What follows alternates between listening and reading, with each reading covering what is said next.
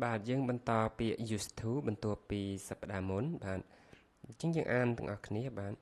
She used to swim every morning បាទប្រែថា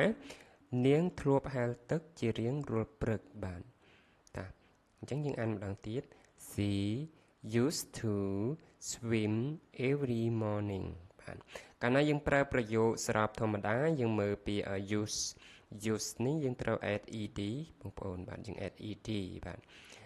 អានឹងប្រយោគធម្មតាបងប្អូនបាទ She used to swim every morning បាទអញ្ចឹងប្រែថានាងធ្លាប់ហែលទឹកជារៀងរាល់ព្រឹកបាទអញ្ចឹងសិស្សានុសិស្សក៏ដូចជាបងប្អូនអានទាំងអស់គ្នា1 2 3ប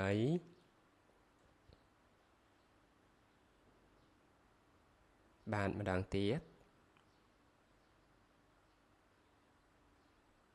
បាទល្អណាស់បាទអញ្ចឹងឲ្យអានទាំងអស់គ្នាអានជាមួយនឹងលោកគ្រូទាំងអស់គ្នា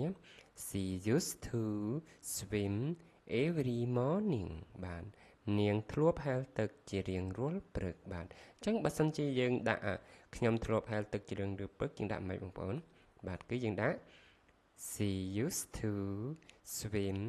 every morning បាទអញ្ចឹងបើយើងដាក់មកខ្ញុំធ្លាប់ហែលទឹកជារៀងរាល់ព្រឹកយើងដាក់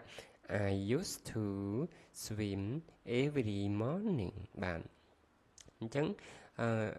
មានលោកគ្រូមានលំហាត់ឲ្យ